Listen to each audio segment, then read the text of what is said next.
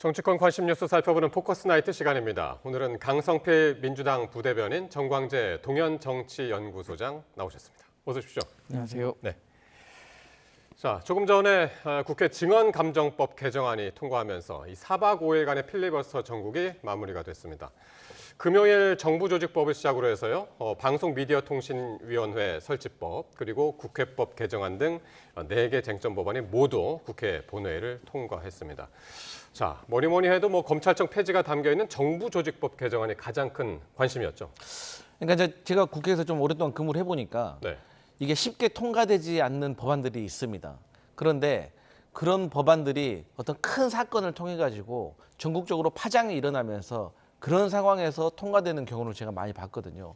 아무래도 이제 검찰청 폐지라는 이 법안은 어쨌든 정부 조직법의 핵심이긴 하지만 윤석열 정부 3년을 마감하는 그런 종식하는 법안이라고 저는 생각을 하고 있습니다. 예.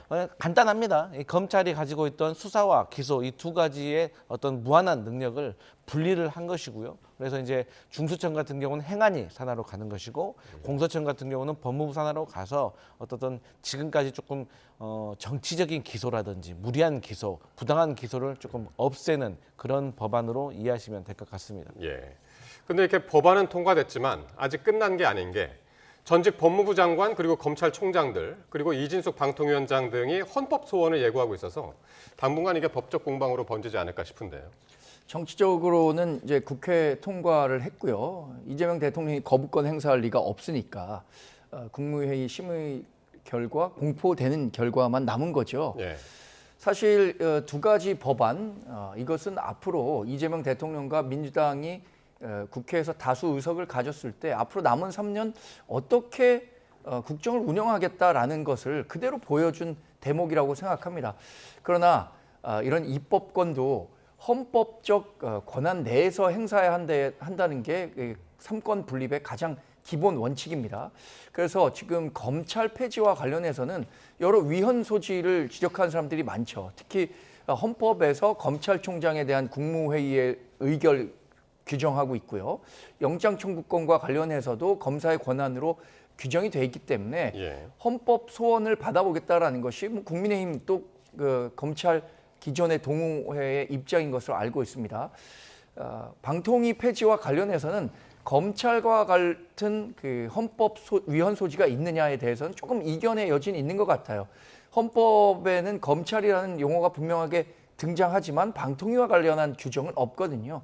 그래서 두 가지 사안은 좀 다르겠지만 어쨌든 헌법 내에 맞는 입법권 행사였는지 이에 대한 심판은 분명히 받아봐야 할 것으로 생각합니다. 예. 쉽게 끝날 것 같지는 않은 그런 상황인데 국민의힘은 그러면 어떻습니까? 오늘까지는 4박 5일 동안 쟁점 법안에 대해서 이제 필리버스터를 계속 해왔고, 예. 이제 그건 끝났고 비쟁점 법안들에 대해서는 어떻게 지금 입장이 정리가 됐나요? 애초에는 비쟁점 법안에 대해서도 모든 법안에 대해 필리버스터를 행사하는 것이 유력하게 검토된 것으로 제가 알고 있었는데 지금 당내에서는 이런 필리버스터를 계속 해야 한다라는 의견이 있는 반면에 어차피 이 비쟁점 법안이 시간을 미루는 정도의 효과만 있는데 꼭 그렇게 해야겠느냐라는 의견을 제시하는 분들도 있는 것 같아요.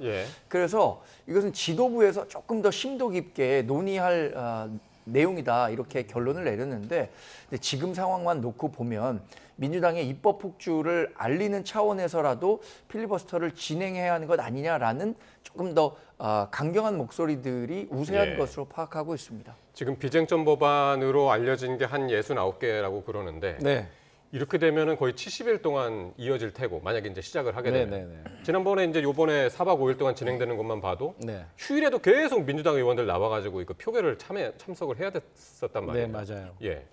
근데 저는 국민의힘이 비쟁점 법안과 관련해 가지고는 필리버스터를 안 할 거라고 생각을 합니다. 왜냐하면 이 말이 안 되거든요. 예를 들어서 앞서 4박 5일 동안 했던 이 쟁점 법안은 말 그대로 여야의 의견이 다른 거예요. 그렇기 때문에 이 법은 왜 통과되면 안 됩니다라고 야당이 국민들 앞에 필리버스터를 통해 가지고 항변을 할 수가 있는 거예요. 하지만 우리 앵커께서도 말씀하셨듯이 방금 비쟁점 법안 60개가 넘는 것은 말 그대로 쟁점이 없는 거예요. 서로의 의견이 같아요. 예를 들어 보면요. 상가 건물 임대차 보호법이라든지 응급의료법, 관광진흥법, 뭐 고용보험법 이런 것들은 정말 그야말로 민생 법안이기 때문에 빨리 통과를 시켜야 되는 거거든요. 근데 이런 것을 합의를 해놓고 여기에 대해서 필리버스터를 한다? 그러면은 상가 건물 임대차 보호법을 필리버스터하면서 뭐 검찰청 폐지 얘기할 겁니까? 이게 말이 안 맞는 거거든요. 예. 그리고 일단 69일 정도 해야 될 거 아닙니까? 저는 국민의힘 의원들이 벌써 못 버텨낼 겁니다. 그래서 저는 안 그래도 장외투쟁에서 70명의 현역만 나오고 한 37명의 현역은 나오지도 않아가지고 동력도 있는 상황에서 이렇게 필리버스터까지 병행을 한다? 예. 국정감사는 어떻게 하죠? 그래서 이것은 물리적으로도 불가능하고 정치적으로도 상당히 소득은 없고 손실만 있을 것이다. 그래서 저는 국민의힘 못한다 그렇게 생각합니다. 예. 앞으로 국민의힘이 이거 필리버스터를 어떻게 진행할지 아직까지 결정을 못하고 있는 상황인데 진행 상황 같이 보겠고요. 자, 오늘 오후에 대통령실의 강훈식 비서실장이 조직 개편과 인사 이동을 발표를 했습니다. 인사수석 비서관을 신설을 하고 또 대변인을 2인 체제로 하겠다는 게 이제 핵심이었는데 가장 눈길을 끌었던 것은 김현지 총무비서관이 제1부속실장으로 자리를 이동하는 거였습니다. 자, 김 비서관의 국감 출석을 놓고 여야가 공방을 벌이던 상황이었기 때문에 더 이게 상당히 민감하게들 받아들였는데 어떻게 보셨습니까? 아주 뜬금없는 대통령실 인사죠. 네. 저는 어떤 명분을 갖고 대통령실에서 대대적인 인사를 했다라고 한다면 인정할 부분이 있겠지만 지금 나온 인사 더군다나 서면 브리핑에는 김현지 총무비서관이 제1부속실장으로 이동한다는 내용도 포함되어 있지 않습니다. 그랬다고 그러더라고요. 그게 좀 뭔가 감추려고 하는 듯한 인상을 지울 수가 없습니다. 지금 이게 논란이 된 것도 결국에 국정감사에 김현지 전 총무비서관이 참석하느냐 안 하느냐 이걸 갖고 불거진 거잖아요. 그동안에 그 총무비서관은 한 번도 국회에 참석하지 않은 경우가 없었는데 민주당에서 그냥 벌써부터 엎드려 갖고 김현지 총무비서관은 안 된다 이러면서 정치적 쟁점이 불거진 거잖아요. 그런데 계속해서 여론이 악화되니까 그러면 출석 의무가 없는 자리로 만들어 놔야겠다라고 생각해서 부속실장으로 자리를 옮긴 외에는 딱히 이유를 찾을 수가 없습니다. 물론 뭐 대변인 한 명 보강하고 또 인사수석 마련했다는 거 의미가 있겠죠. 그러나 그 이면에 담긴 김현지 비서관을 엄호하고 감싸려는 듯한 그런 인사라는 점에서 뭐 국민의 그 어떤 눈을 가리려고 이 브리핑에는 포함시켜지지 않았는지 모르지만 가장 주목하고 있었던 게 그 김현지 전 총무비서관에 대한 인사인데 예. 그 정도 갖고 국민들께 설득력이 있을까요? 저는 그렇지 않다고 봅니다. 그러니까요. 지금 말씀하신 대로 대통령실하고 민주당에서는 뭐 국감 출석 때문에 이게 이동한 것이 아니라고는 하는데 딱 타이밍이 참 오해를 살 만한 그 타이밍이기는 했었습니다. 근데 이제 오해를 살 만한 것 같지만 예. 오해할 필요가 없어요. 왜? 본질은 김현지 총무비서관이건 부속실장이건 간에 국회에 나오라면 나가겠다는 거 아니에요. 그럼 끝난 거 아닙니까? 그리고 이제 출범한 지 갓 100일이 넘은 이재명 정부예요. 잘못하고 싶어도 뭐 잘못할 게 뭐가 있습니까? 그렇기 때문에 저는 자꾸 국민의힘에서 V0 뭐 자꾸 뭐 비서실세 이런 말로 이재명 정부에게 부정적인 프레임을 씌우려고 지금 계속해서 정치 공세를 퍼붓고 있는데 사실 이번 대통령실의 인사는 최근에 제기되었던 이 대변인실 대변인에 대한 어떤 기능적인 강화가 필요하다라는 것이 당 안팎에서 있었던 요구고 또 국민의힘에서도 계속해서 강유정 대변인 뭐 공격하고 그랬잖아요. 그래서 김남준 제1부속실장이 대변인으로 가게 되는데 원래 이분이 기자 출신입니다. 예. 그리고 경기도지사 시절에도 제가 알기로는 언론 비서관을 해서 사실 최초의 대통령실을 세팅할 때 김남준 제1부속실장으로 가는 것이 어색했다라는 평가가 있는 것이고 이제 그 자리에 아무래도 대통령 부부와 허물이 없는 김현지 총무비서관이 제1부속실장으로 가서 대통령의 전체적인 의전이라든지 가족관계라든지 이런 것들을 챙기는 것이 제대로 된 인사다라는 평가가 있는 겁니다. 그런데 말씀하셨던 것처럼 자꾸 공교롭다 하는데 만약에 그렇게 이동을 해서 국회에 나오라는데 안 나간다.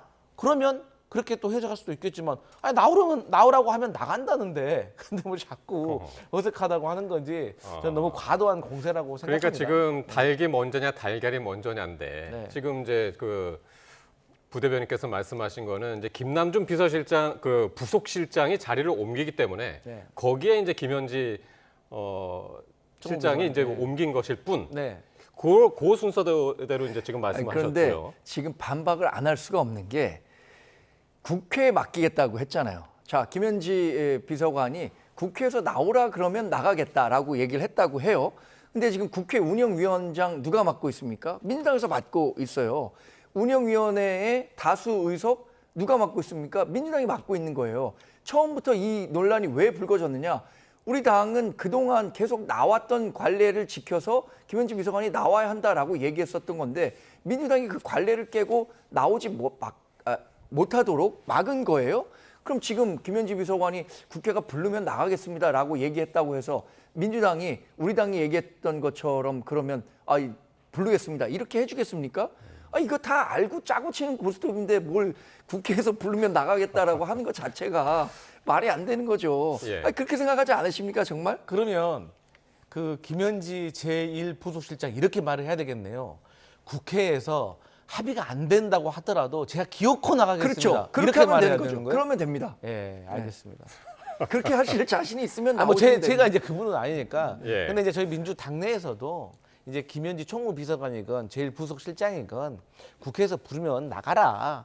제가 앞서 말씀드렸듯이 출범한 지 100일밖에 안 된 무슨 정부인데 뭐 숨길 게 뭐가 있겠습니까? 다만 최초에는 그러니까 국민의힘에서 뭐 비서실세라고 해서 정치적으로 공세를 퍼부으려고 하는 그런 의도가 뻔히 보이기 때문에 저희가 기싸움 차원에서 조금 방어를 했던 차원이 있는 것 같은데 본인이 부르면 나가겠다는데 뭐 더 이상 말이 필요 있겠습니까? 알겠습니다.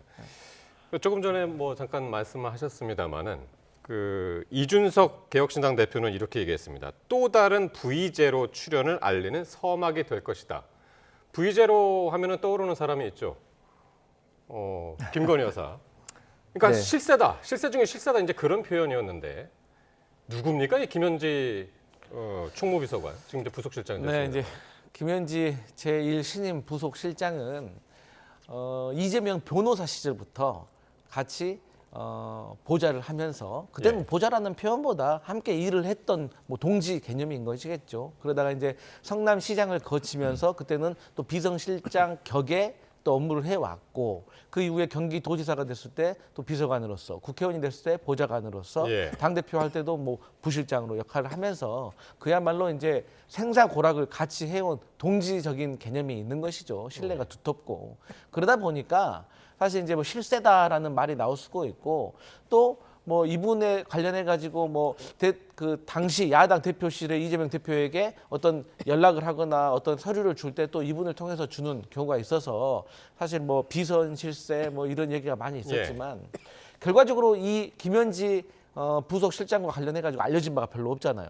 그만큼 나서지 않는다는 거예요. 나이도 명확치 않다던데요. 나이는 사실 저는 명확히 알고 있는데 예. 뭐 본인들이 모른다고 하니까 명확하지 않다고 하는 거예요. 저희 민주당 안에서는 알 만큼 다 알고 뭐 어떤 시절을 거쳐왔고 뭐 학력이고 뭐 그거 다 알고 있거든요. 직접 보신 적 있나요? 저도 이제 뵌 적은 있죠. 국회에 있을 때. 근데 제가 뭐 그분의 어떤 개인 사생활에 대해서 의학교 나왔습니다라고 말한 것도 이제 좀 말이 맞지 않는 것 같고 결론은 사실 나서지 않는 게 죄입니까?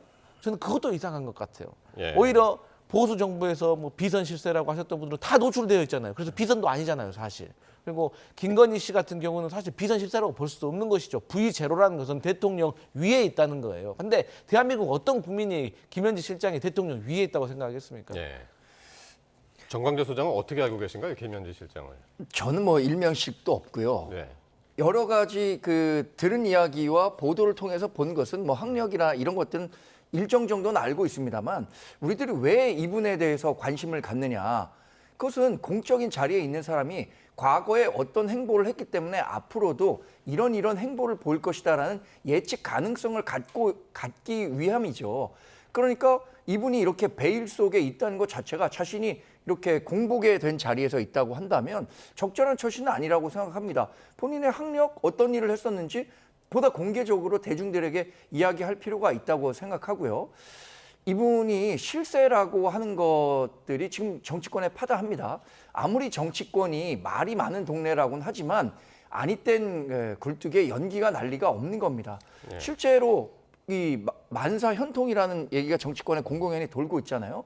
그리고 있었던 총무비서관 자리가 3급 이하의 대통령실 채용과 관련한 모든 책임을 졌던 분이에요.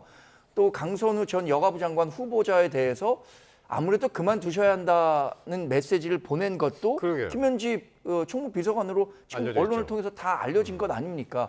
이런데 김현지 총무비서관이 실세가 아니다라고 이야기하는 것 자체가 타조가 정말 피하기 위해서 머리만 박으면 다 모든 위기가 지나갈 것이다라고 생각하는 거랑 같은 개념이라고 봅니다. 근데 제가 짧게 부연 설명 드리면 소위 우리가 정치권에 있잖아요. 출마를 하고 싶으신 분들은 남이 시키지 않아도 본인의 학력, 출석 이런 거 다 광고하고 다닙니다. 네이버에 뭐 포털에 검색하면 나올 수 있도록. 근데 이분은 제가 봤을 때 출마에 관심이 없는 분이에요.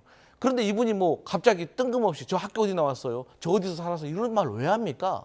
근데 이분이 성남시청, 경기도청, 민주당, 국회사무처 그리고 대통령실까지 본인의 이력이 다 나와 있어서 저희 당에서는 알고 있어요. 근데 이게 그렇게 요즘 시대에 소중히 여기고 있는 개인정보 아닙니까? 근데 이분이 뭐 어떻게 하라는 겁니까? 그래서 저는 이제 국민의힘에서 베일에 가려져 있다라고 이제 정치 공세를 하는데 출마를 할 예정이 없기 때문에 본인을 드러내지 않는 것이고 사실 비서나 보좌관이란 직업은 사실 이렇게 드러나지 않는 곳에서 묵묵히 일하는 게 정석이다. 저는 그렇게 말합니다. 그러니까 이게 애초에 이렇게 막 논란이 됐던 게 국감 증인 출석 요구를 할 때 총무비서가 대통령실 총무비서관은 그동안 다 나왔는데 왜 안 나오냐? 여기부터 불거진 거잖아요. 네. 그럼 왜 안 나올? 그러니까 그때도 김현지 비서관이 국회 말해가지고 저는 안 나갈 테니 저는 직임명단에서 빼주세요라고 그러니까 민주당에서는 한 게 아니라 뻔히 공세가 보이니까 그렇게 사실 기싸움 차원에서 방어막을 쳤는데 이게 필요 없는 논란이 커질 것 같으니까 이렇게 정리해버리는 거예요. 제가 다시 말씀드리지만 나오라고 하면 나가겠다. 끝인 겁니다 이제. 그러니까. 필요 없는 논란이 아니라 필요한 논란이었는데 이것을 민주당이 오히려 더 키운 측면이 있는 거죠. 저는 김현지 전 총무비서관이든 대통령실이든 민주당이 왜 저러지? 진짜 같은 당으로서 왜 도와주지는 못할 망정 이렇게 문제를 키워서 김현지 전 총무비서관을 더 곤혹스럽게 하는 건가? 라는 질문을 민주당이 하고 있을 것 같아요. 자, 오늘 한동훈 전 국민의힘 대표도 SNS에 이제 글을 올렸는데 관련해서 특별감찰관은 뭉개기로 또 김현지는 숨기기로 정한 것 같다. 그러면서 특별감찰관을 즉시 임명하라. 이게 이제 특별감찰관 논란으로 다시 이제 또 번질 조짐이 있는데, 이 부분에 대해서는 어떻게 들으셨나요? 아니 특별감찰관은 뭐 한동훈 전 대표가 임명하라고 하지 않아도 저희는 할 수 있다고 생각을 해요. 그래서 뭐 좋은 의제를 던져주셨다고 생각을 합니다. 근데 그런 좋은 얘기는 왜 윤석열 정부에서 안 하셨는지 모르겠어요. 그리고 본인이 대표 시절에 말했던 것에 대해서 약속도 잘 안 지키시면서 이분은 좀 본인 하고 싶은 말만 좀 하시는 것 같고 남들이 본인에게 질문하는 것에 대해서는 조금 여의치 않다 싶으면 대답을 안 하시는 분이에요. 그래서 저는 지금 본인이 국민이 뭐 먼저입니다, 우선입니다 이렇게 말했던 것처럼 지금 한동훈에게 국민이 요구하는 것은 특검의 참고인 신분으로 좀 가셔가지고 계엄 당일날 계엄 해제와 관련해서 어떤 급박한 상황이 있었는지를 좀 알려달라는 거예요. 근데 그런 질문에는 내 책 봐라, 내 다큐멘터리 보면 된다 이렇게 오만한 식으로 얘기하시면서 본인 하고 싶은 얘기만 딱 골라서 하시는 것 같아서 상당히 부적절해 보인다. 하지만 어쨌든 특별감찰관은 저는 동임명을 하는 게 좋다. 그것도 속도도 빨리 하면 좋다. 저는 그렇게 생각합니다.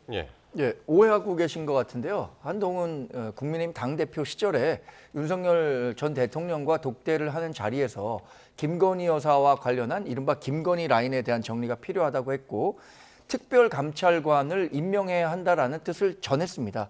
근데 그 특별감찰관이 임명되기 전에 12월 3일 불법 계엄이 있었기 때문에 대통령으로서 자리에서 파면된 거죠. 지금 하고 있는 얘기는 너무나 상식적인 겁니다. 저는 이미 이재명 대통령이 취임한 지가 100여일이 지났는데 왜 특별감찰관과 관련해서 아무 얘기도 하지 않고 그 국회에서 지명 후보를 선정해야 하는데 민주당에서도 이런 얘기를 하고 있지 않단 말이에요.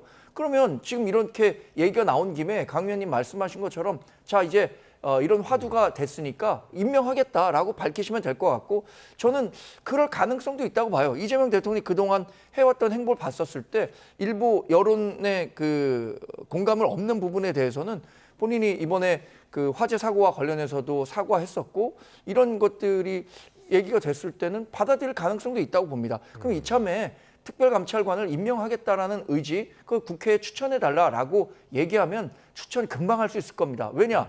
또 더군다나 민주당이 지금 다수 의석 갖고 있는 거 아닙니까? 예. 과연 민주당이 여기에 대해서 이제 어떻게 반응을 할지 모르겠네요. 내일 아침이든 언제든. 뭐 사실 뭐 저기 국민의힘 한동훈 전 대표가 뭐 이래라 저래라 하는 거에 대해서 바로바로 반응하는 예. 것도 저는 썩 적절해 보지는 않지만 어쨌든 간에 뭐 특별감찰관이라는 그러니까 견제 시선이 많으면 많을수록 사실 좋은 거거든요. 그거는 사실 뭐 국민의힘의 공세라는 것보다 사실 대통령실 자체에게 저는 좋은 거라고 생각하기 때문에 저는 반대할 이유 없다고 생각합니다. 예, 알겠습니다. 국민의힘에서는 뭐 의전 서열 3위 대법원장을 강제로 청문회에 끌어내려고 하면서 왜 김현지 비서관은 국감에 안 나오냐 뭐 이렇게 비판을 하고 있는데 김현지 비서관 국감에 출석하게 될지 내일 상황 또 이제 지켜보도록 하겠습니다. 자, 이렇게 이제 국회 법사위가 조희대 대법원장 청문회를 열기로 한 날짜가 이제 30일이죠. 하루도 채 남지 않은 상황인데 여야는 오늘도 공방을 이어갔습니다. 관련 발언들 들어보시겠습니다. 판사는 무오류의 신입니까? 판사는 밥 안 먹습니까? 이슬만 먹고 삽니까? 우리 국민은 잘못하면 대통령도 쫓아냅니다. 이승만, 박근혜, 윤석열 전 대통령도 쫓아내고 탄핵했습니다. 전두환, 노태우, 이명박 전 대통령도 감옥에 보냈습니다. 조희대 대법원장이 뭐라고 진실을 밝히기 위한 국회 청문회를 거부합니까? 사법부도 조희대 대법원장도 국민 아래, 하늘 아래 있다는 것을 명심하시기 바랍니다. 대법원장에 대해서 있지도 않은 날조된 회동서를 유포해서 그걸로 쫓아내려고 하다가 안 되니까 그 청문회를 열어서 망신 주겠다는 것이거든요. 억지 청문회를 열고 거기에 출석하지 않으면 법을 위반했느니 뭐니 하면서 올가미를 뒤집어 씌워서 탄핵하겠다는 그런 의도를 드러내고 있거든요. 이재명 정권과 이 민주당이 집단적으로 실상하지 않았으면 이런 일을 벌이지 않으리라고 생각합니다.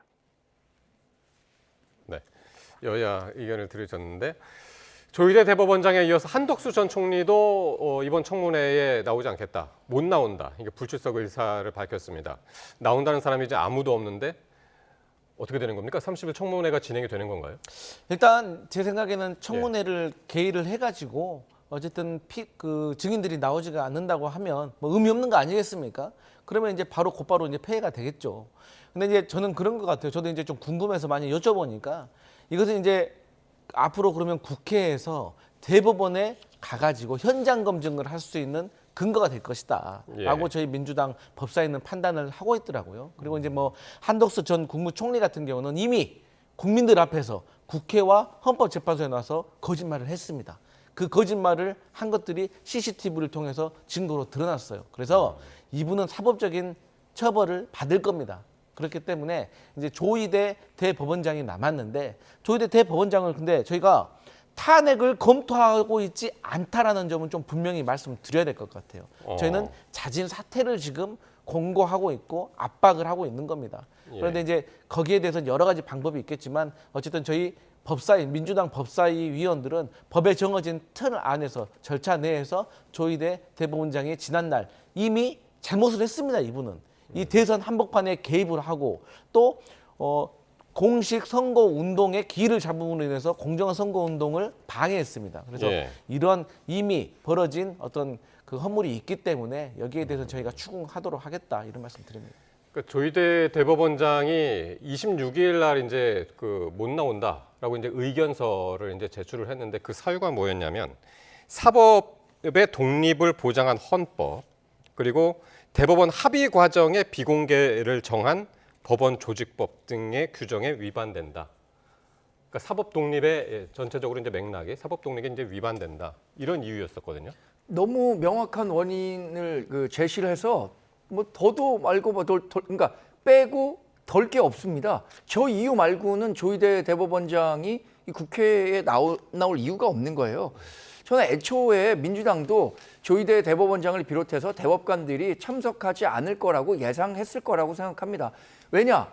이미 지난 5월 14일에 비슷한 형식의 청문회를 했었는데 그때도 아무도 참석하지 않았거든요. 그러니까 이것도 민주당이 보여주기 식으로 조희대 대법원장과 대법관들이 그때 했던 판결에 대해서 문제 제기를 위한 것이라고 생각하는데 이게 굉장히 큰 문제라고 생각합니다. 지금 문제가 되는 부분은 조희대 대법원장이 얘기한 것처럼 이게 합의에 이르는 과정은 비공개가 원칙이에요. 그게 사법부 독립입니다. 그런데 그것을 입법권을 이용해서 압박하고 있는 건데 조희대 대법원장이 그러면 입법권 또는 국회법을 위반했다는 이유로 고발한다고 한다면 조희대 대법원장이 그러면 그 국회법이 헌법에 앞섭니까? 이렇게 얘기하면 분명히 아무도 대답 못할 겁니다. 국회법 위반에 앞서서 헌법을 위반하면서까지 그 대법원장이나 대법관들이 국회에서 일방적으로 추진하려고 하는 청문회에 나가면 안 되는 거죠. 예. 오늘 정청래 대표가 그랬죠.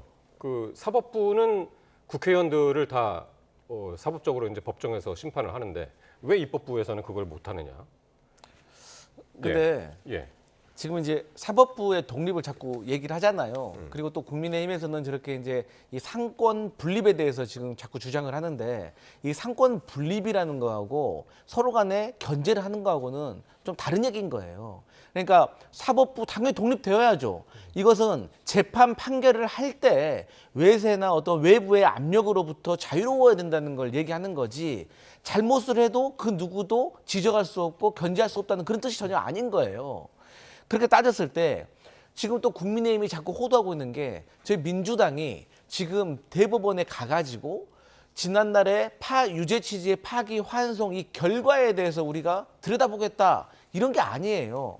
저희는 대법원의 판결을 내리는 과정 속에서 절차 속에서 당신들 제대로 된 절차를 지켰느냐에 대해서 살펴보겠다는 거예요. 이것은 국회의 역할인 예를 들어서 국정감사도 행정부의 시스템이 잘못되면 개선하는 거잖아요. 마찬가지로 보통 일반인들은 1심, 2심 끝나고 3심, 상고심에 가게 되면은 900일 정도 기다린다는 거 아닙니까? 그런데 이재명 당시 야당의 유력한 대선 후보는 왜 9일 만에 끝난 거예요? 졸속으로? 졸속이라고 볼 수밖에 없죠.